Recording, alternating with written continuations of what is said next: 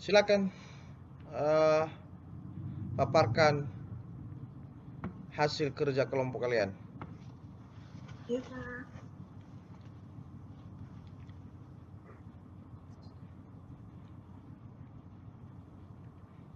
Bentar, Pak.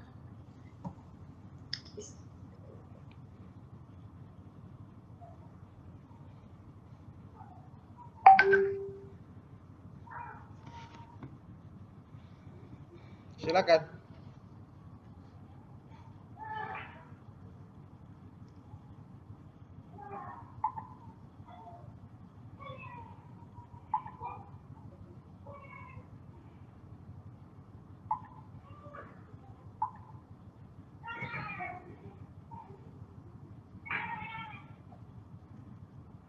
Give your husband your hand and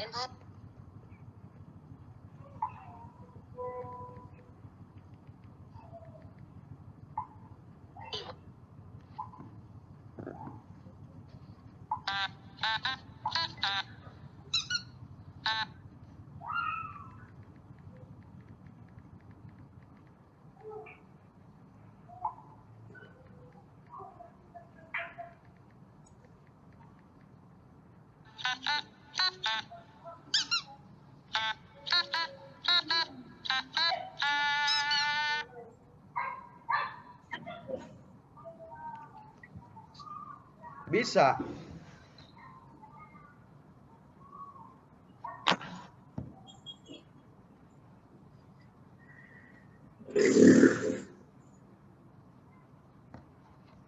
Sampai pagi lah kita nunggu kalian ini.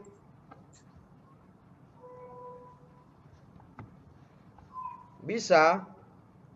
Bisa, Pak. Iya, kalau kayak gini sampai pagi pun kita nunggu kalian ini. Kalau nggak, aduh, hancur lagi tuh. Terganggu malam minggu kami. Aduh. Nah, silakan.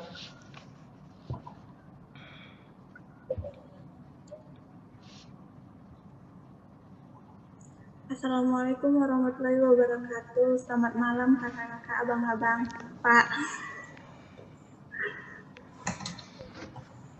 Kami akan mempresentasikan kelompok 6. Saya sebagai moderator dan Kone Esterlina sebagai anggota.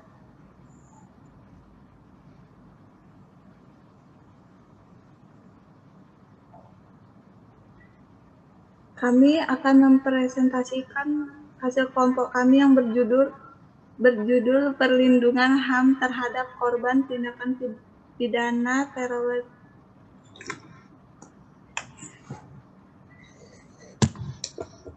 terorisme menurut Undang-Undang Nomor 15 Tahun 2003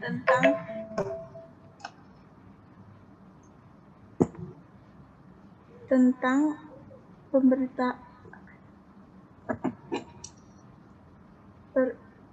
pemberantasan tindakan pidana terorisme.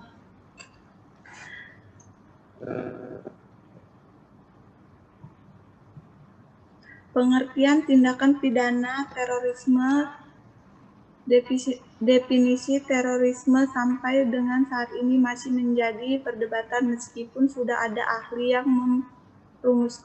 merumuskan dan juga dirumuskan di dalam peraturan perundang-undangan. Akan tetapi ketidakan definisi yang seragam menurut hukum internasional mengenai terorisme tidak serta merata.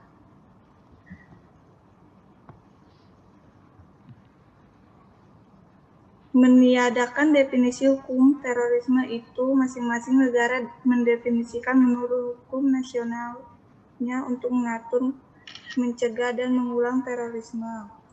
Pada dasarnya, istilah terorisme merupakan sebuah konsep yang memiliki konotasi yang sensitif karena terorisme mengakibatkan timbulnya korban warga sipil yang tidak berdosa.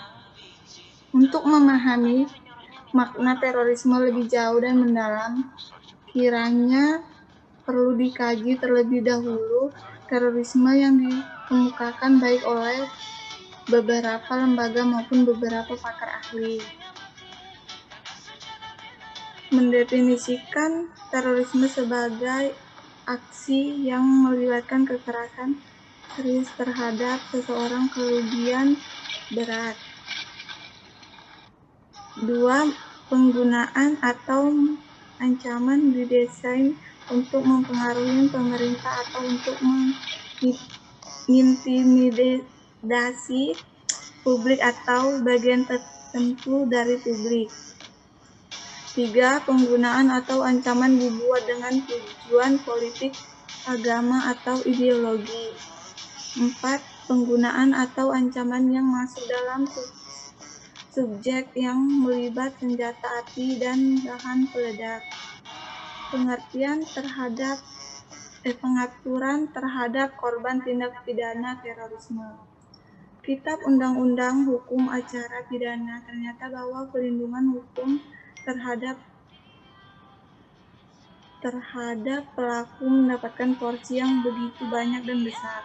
Hal ini dapat kita lihat di mana perlindungan sudah mulai diberikan sejak pelaku akan ditangkap, di mana kepada pelaku diperlihatkan surat tugas serta surat perintah penangkapan yang di dalamnya dicantum identitas tersangka dan menyebutkan alasan dilakukan penangkapan beserta uraian singkat tentang kejahatan yang disangkakan kepadanya, kemudian dalam bentuk pemberitahuan bantuan hukum oleh penasihat hukum serta pendamping selama dalam pemeriksaan.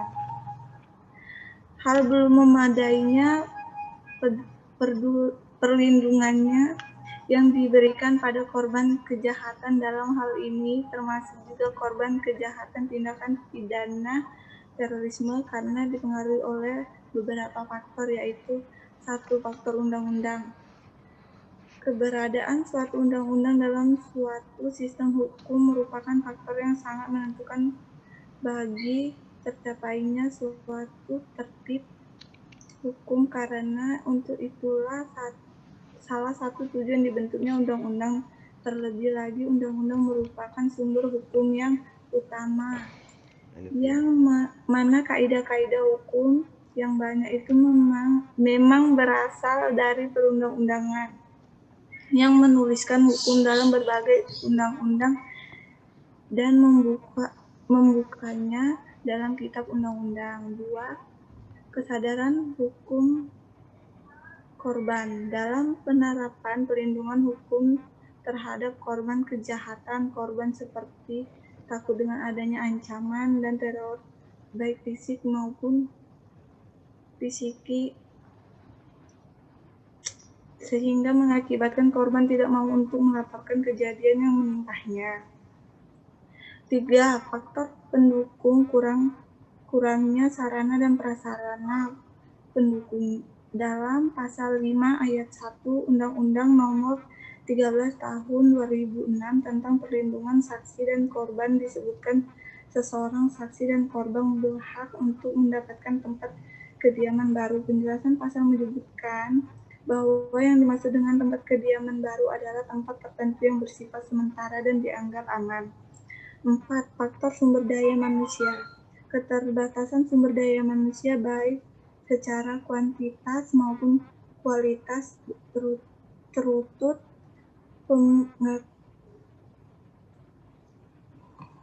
pengaruh kualitas pemberitahuan perlindungan hukum terhadap korban kejahatan. Sebagai contoh, di lingkungan institusi kepolisian terhadap kesenjangan yang begitu besar, misalnya dari segi kualitas atau keahlian dirasakan masih memperhatikan.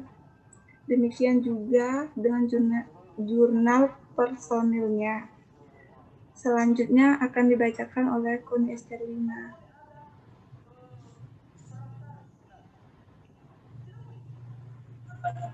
Perlindungan terhadap hak korban tindak pidana terorisme dalam Undang-Undang Nomor 14 Tahun 2003. Pasal 36 Undang-Undang Nomor 15 Tahun 2003 tentang tindak pidana terorisme diatur mengenai hak korban tindak pidana terorisme, di mana korban atau ahli warisnya berhak